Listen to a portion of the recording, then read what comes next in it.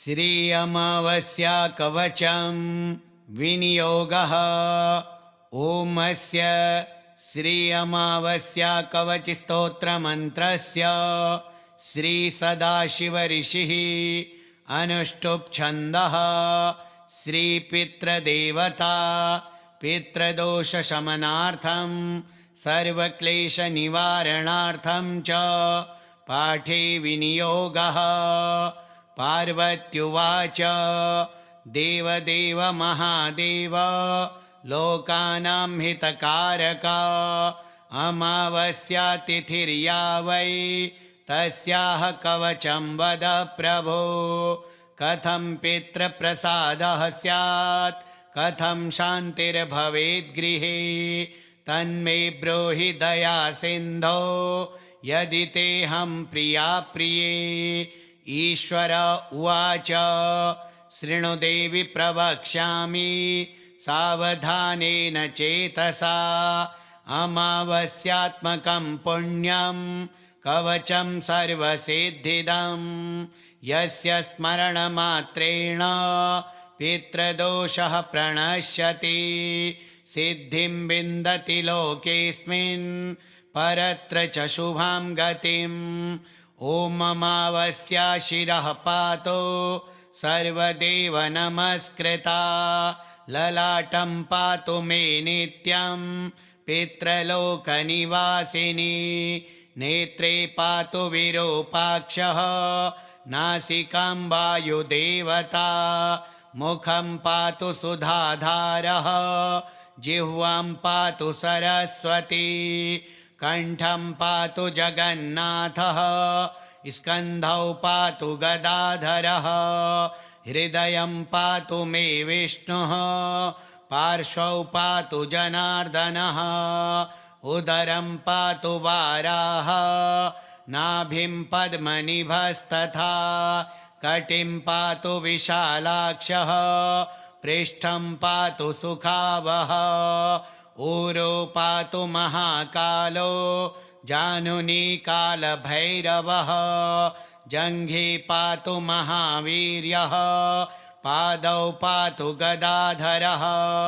प्राच्यां रक्षतु मामर्कः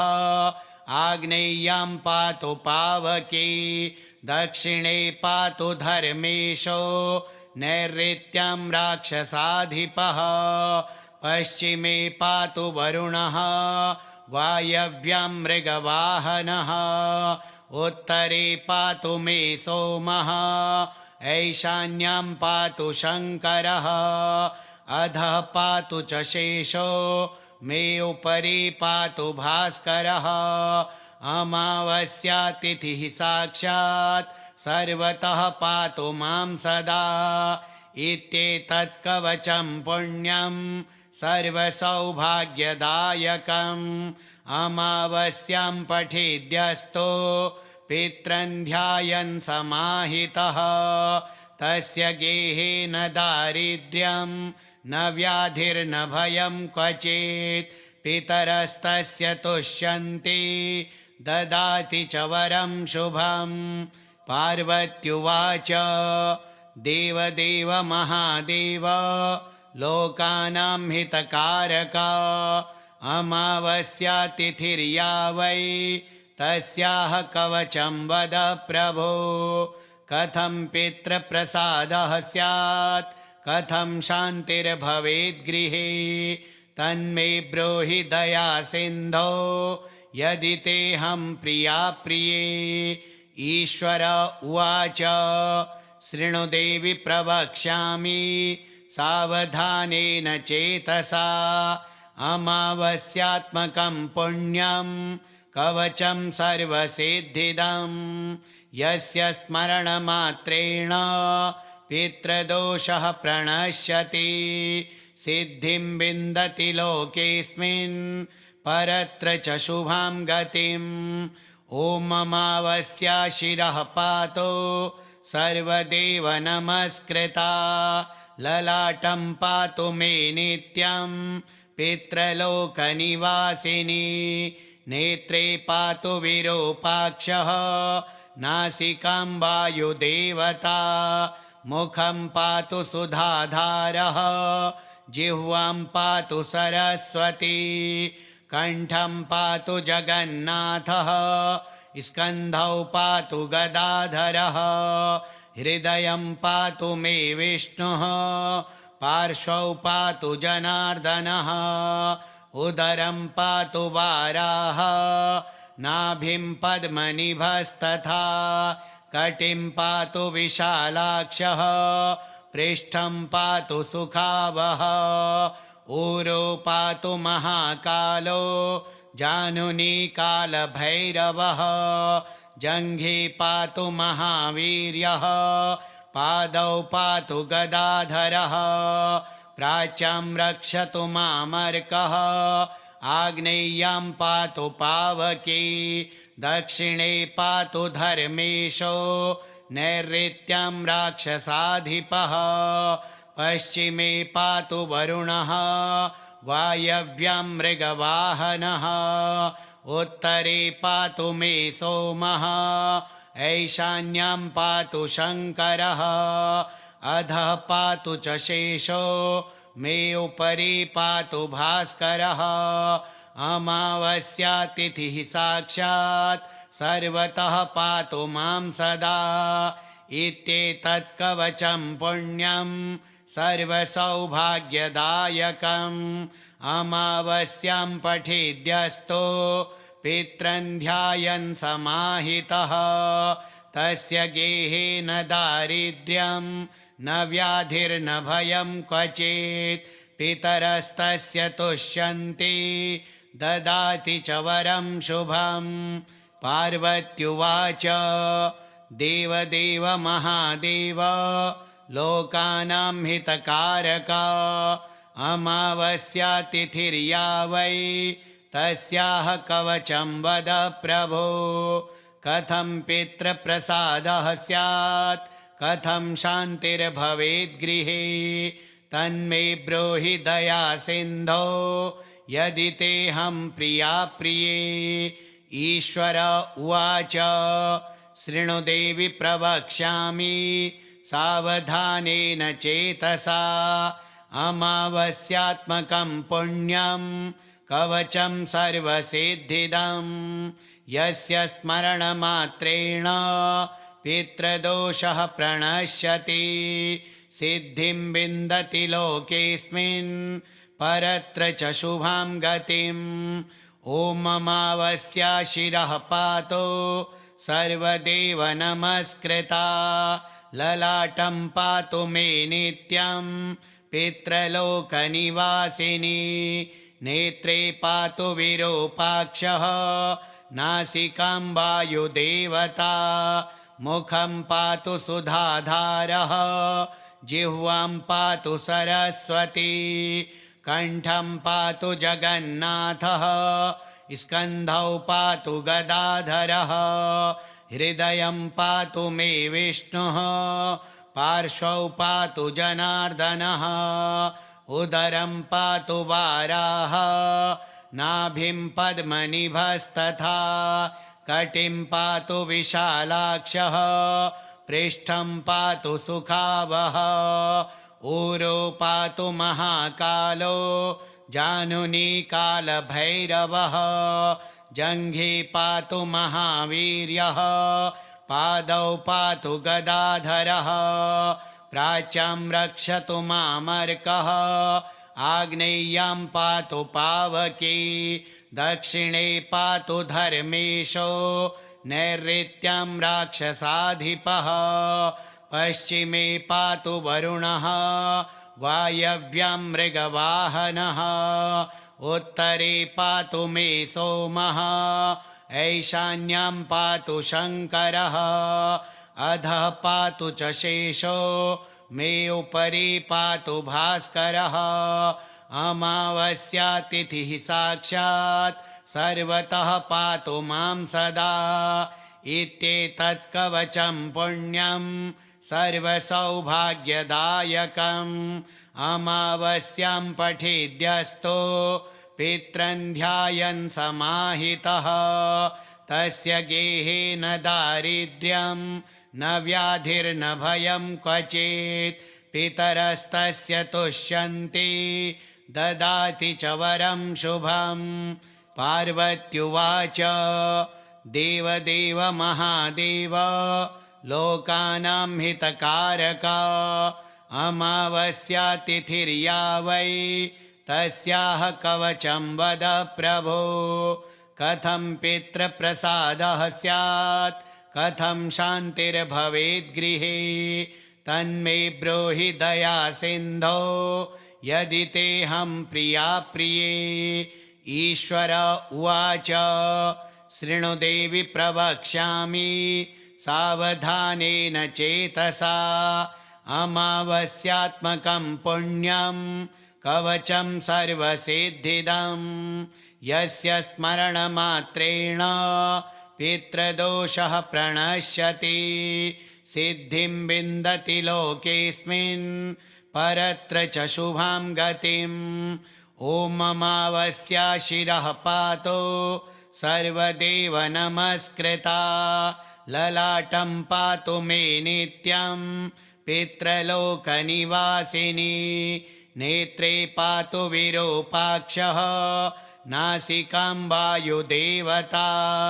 मुखं पातु सुधाधारः जिह्वां पातु सरस्वती कण्ठं पातु जगन्नाथः स्कन्धौ पातु गदाधरः हृदयं पातु मे विष्णुः पार्श्वौ पातु जनार्दनः उदरं पातु वाराः नाभिं पद्मनिभस्तथा कटिं पातु विशालाक्षः पृष्ठं पातु सुखावः ऊरो पातु महाकालो जानुनी कालभैरवः जङ्घे पातु महावीर्यः पादौ पातु गदाधरः प्राच्यां रक्षतु मामर्कः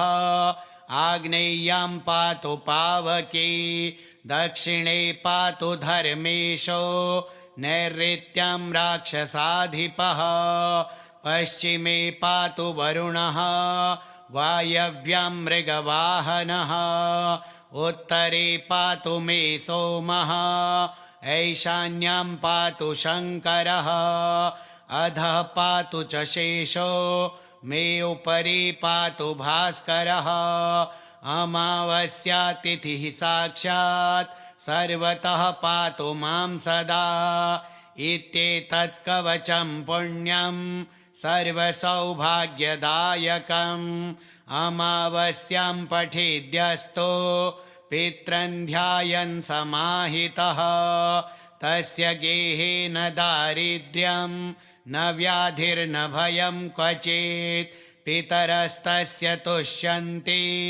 ददाति च वरं शुभं पार्वत्युवाच देवदेव महादेव लोकानां हितकारका अमावास्या तिथिर्या वै तस्याः कवचं वद प्रभो कथं पितृप्रसादः स्यात् कथं शान्तिर्भवेत् गृहे तन्मे ब्रूहि दया सिन्धो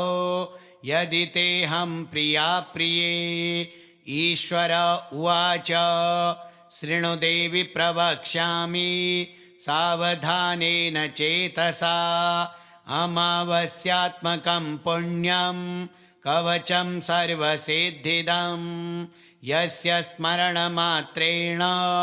पितृदोषः प्रणश्यति सिद्धिं विन्दति लोकेऽस्मिन् परत्र च शुभां गतिम् ॐ अमावास्या शिरः पातु सर्वदेव नमस्कृता ललाटं पातु मे नित्यं पितृलोकनिवासिनी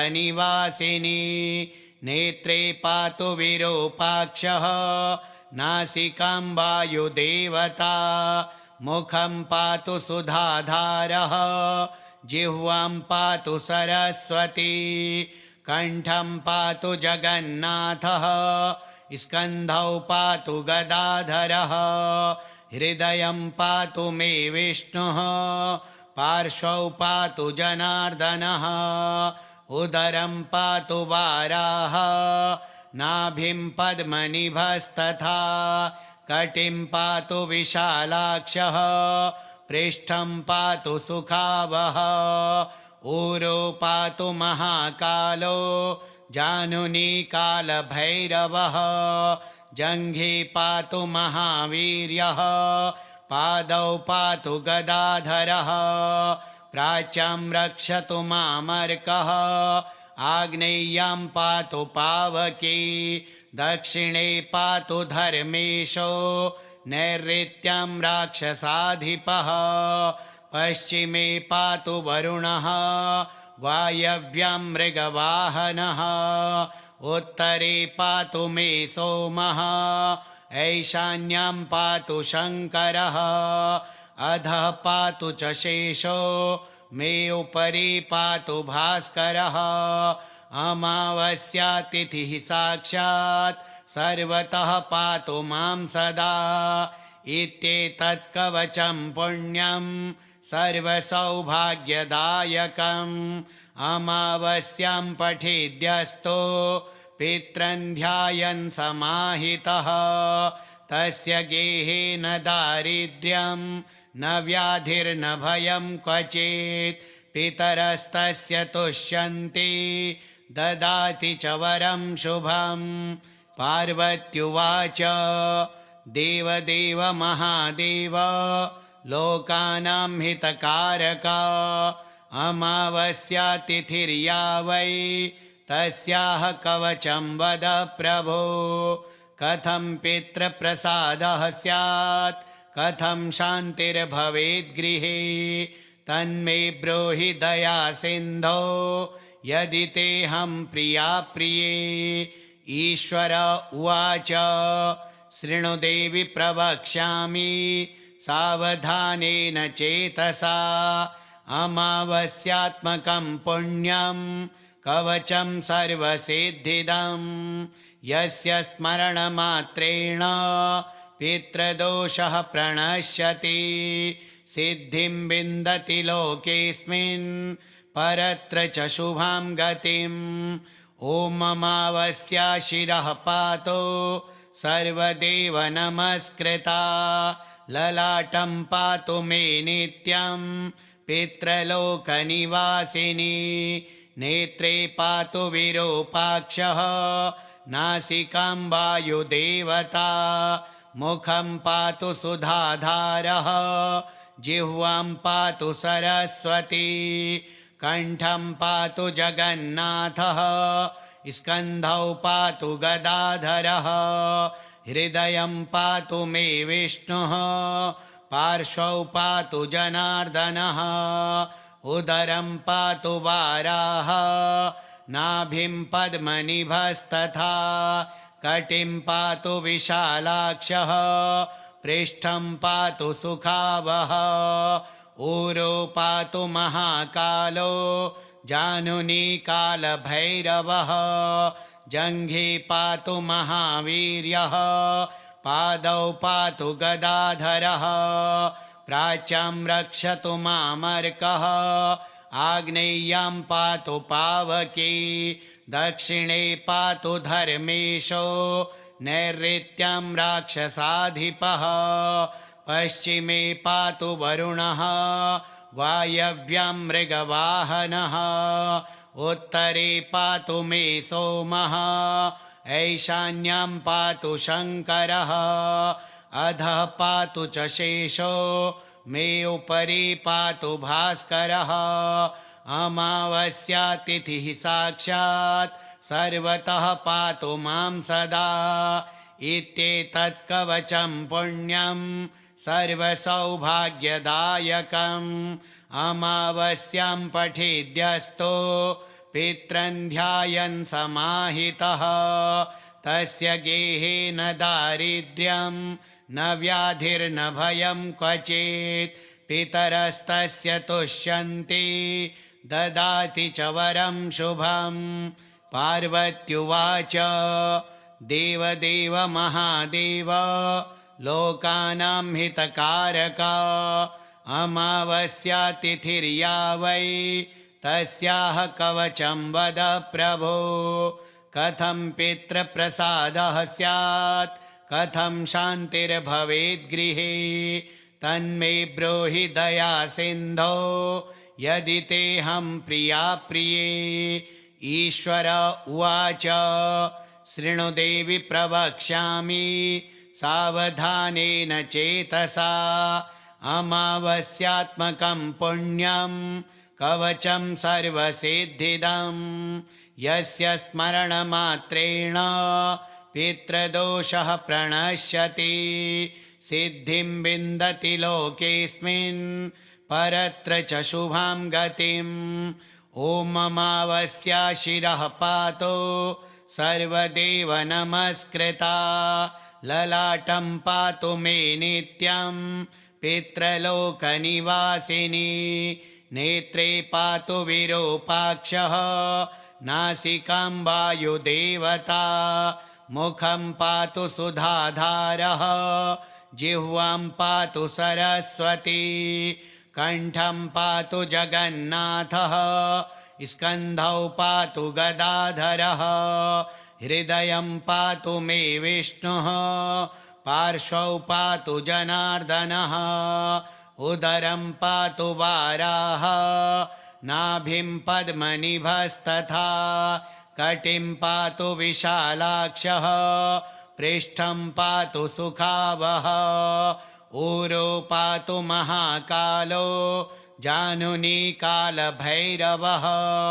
जङ्घे पातु महावीर्यः पादौ पातु गदाधरः प्राच्यां रक्षतु मामर्कः आग्नेय्यां पातु पावकी दक्षिणे पातु धर्मेशो नैऋत्यां राक्षसाधिपः पश्चिमे पातु वरुणः वायव्यां मृगवाहनः उत्तरे पातु मे सोमः ऐशान्यां पातु शङ्करः अधः पातु च शेषो मे उपरि पातु भास्करः अमावास्यातिथिः साक्षात् सर्वतः पातु मां सदा इत्येतत् कवचं पुण्यं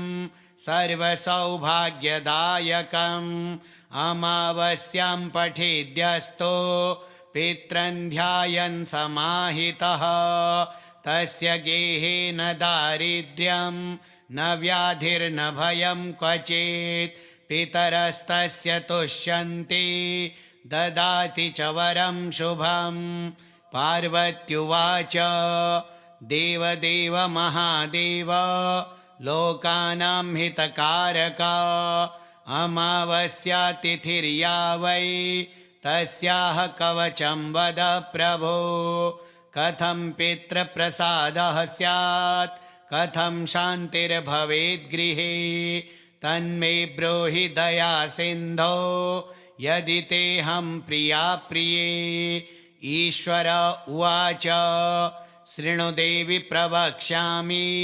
सावधानेन चेतसा अमावास्यात्मकं पुण्यं कवचं सर्वसिद्धिदं यस्य स्मरणमात्रेण पितृदोषः प्रणश्यति सिद्धिं विन्दति लोकेऽस्मिन् परत्र च शुभां गतिम् ॐ अमावास्या शिरः पातो सर्वदेव नमस्कृता ललाटं पातु मे नित्यं पितृलोकनिवासिनी नेत्रे पातु विरूपाक्षः नासिकां वायुदेवता मुखं पातु सुधाधारः जिह्वां पातु सरस्वती कण्ठं पातु जगन्नाथः स्कन्धौ पातु गदाधरः हृदयं पातु मे विष्णुः पार्श्वौ पातु जनार्दनः उदरं पातु वाराः नाभिं पद्मनिभस्तथा कटिं पातु विशालाक्षः पृष्ठं पातु सुखावः ऊरो पातु महाकालो जानुनी कालभैरवः जङ्घे पातु महावीर्यः पादौ पातु गदाधरः प्राच्यां रक्षतु मामर्कः आग्नेय्यां पातु पावकी दक्षिणे पातु धर्मेशो नैऋत्यां राक्षसाधिपः पश्चिमे पातु वरुणः वायव्यां मृगवाहनः उत्तरे पातु मे सोमः ऐशान्यां पातु शङ्करः अधः पातु च शेषो मे उपरि पातु भास्करः अमावास्यातिथिः साक्षात् सर्वतः पातु मां सदा इत्येतत् कवचं पुण्यं सर्वसौभाग्यदायकम् अमावास्यां पठेद्यस्तो पितॄन् ध्यायन् समाहितः तस्य गेहे न दारिद्र्यं न व्याधिर्न भयं क्वचित् पितरस्तस्य तुष्यन्ति ददाति च वरं शुभं पार्वत्युवाच देवदेव महादेव लोकानां हितकारक अमावास्यातिथिर्या वै तस्याः कवचं वद प्रभो कथं पितृप्रसादः स्यात् कथं शान्तिर्भवेत् गृहे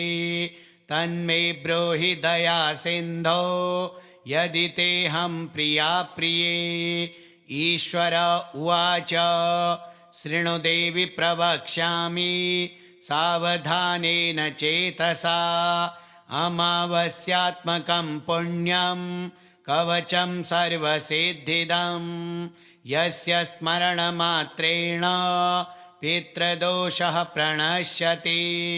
सिद्धिं विन्दति लोकेऽस्मिन् परत्र च शुभां गतिम् ॐ अमावास्या शिरः पातो सर्वदेव नमस्कृता ललाटं पातु मे नित्यं पितृलोकनिवासिनी नेत्रे पातु विरूपाक्षः नासिकां वायुदेवता मुखं पातु सुधाधारः जिह्वां पातु सरस्वती कण्ठं पातु जगन्नाथः स्कन्धौ पातु गदाधरः हृदयं पातु मे विष्णुः पार्श्वौ पातु जनार्दनः उदरं पातु वाराः नाभिं पद्मनिभस्तथा कटिं पातु विशालाक्षः पृष्ठं पातु सुखावः ऊरो पातु महाकालो जानुनी कालभैरवः जङ्घे पातु महावीर्यः पादौ पातु गदाधरः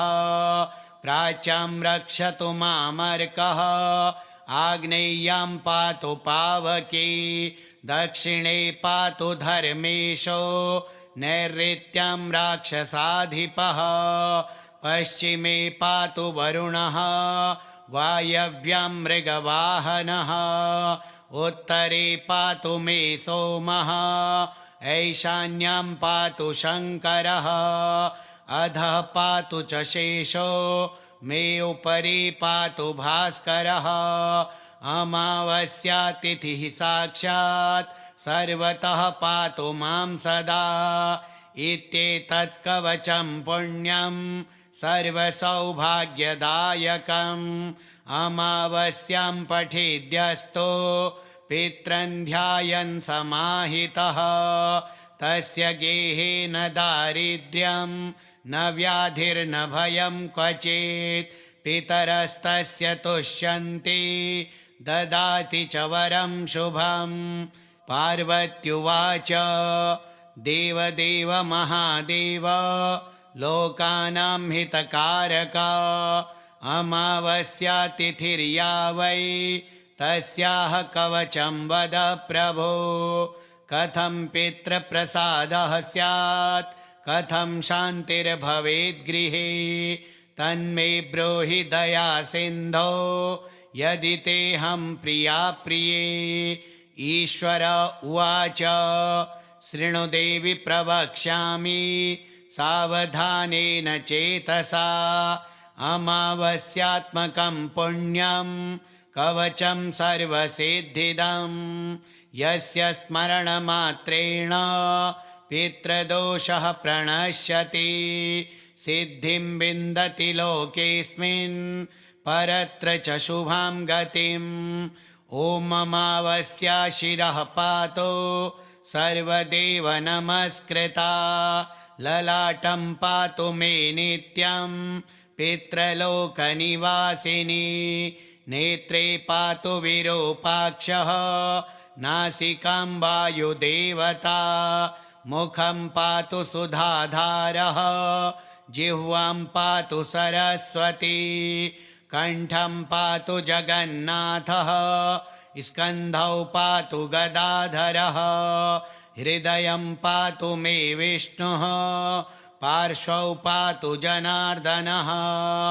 उदरं पातु वाराः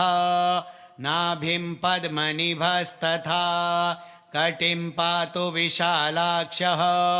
पृष्ठं पातु सुखावः ऊरो पातु महाकालो जानुनी कालभैरवः जङ्घे पातु महावीर्यः पादौ पातु गदाधरः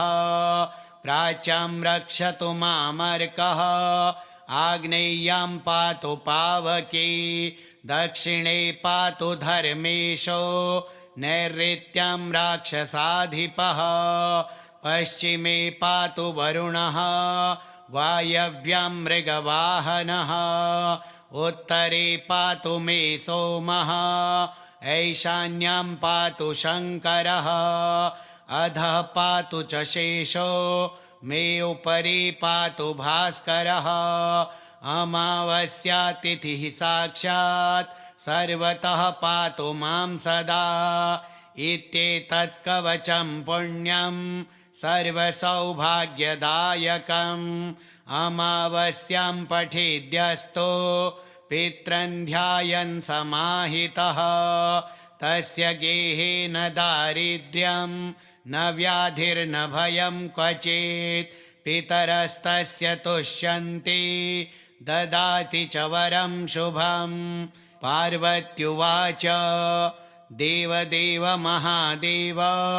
लोकानां हितकारक अमावस्यातिथिर्या वै तस्याः कवचं वद प्रभो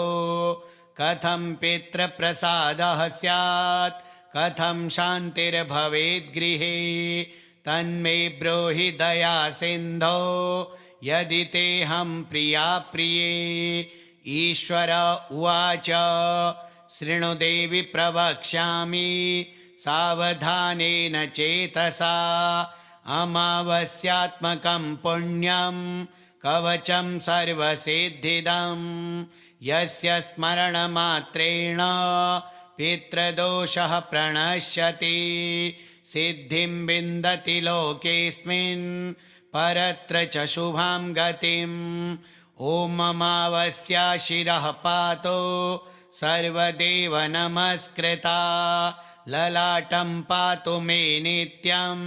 पितृलोकनिवासिनी नेत्रे पातु विरूपाक्षः नासिकां वायुदेवता मुखं पातु सुधाधारः जिह्वां पातु सरस्वती कण्ठं पातु जगन्नाथः स्कन्धौ पातु गदाधरः हृदयं पातु मे विष्णुः पार्श्वौ पातु जनार्दनः उदरं पातु वाराः नाभिं पद्मनिभस्तथा कटिं पातु विशालाक्षः पृष्ठं पातु सुखावः ऊरो पातु महाकालो जानुनी कालभैरवः जङ्घे पातु महावीर्यः पादौ पातु गदाधरः प्राच्यां रक्षतु मामर्कः आग्नेय्यां पातु पावकी दक्षिणे पातु धर्मेशो नैऋत्यां राक्षसाधिपः पश्चिमे पातु वरुणः वायव्यं मृगवाहनः उत्तरे पातु मे सोमः ऐशान्यं पातु शङ्करः अधः पातु च शेषो मे उपरि पातु भास्करः अमावास्यातिथिः साक्षात् सर्वतः पातु मां सदा इत्येतत् कवचं पुण्यं सर्वसौभाग्यदायकम् अमावास्यां पठेद्यस्तो पितॄन् ध्यायन् समाहितः तस्य गेहे न दारिद्र्यं न व्याधिर्न भयं क्वचित् पितरस्तस्य तुष्यन्ति ददाति च वरं शुभं श्री अमावास्या कवचं श्रीपितृदेवार्पणमस्तु।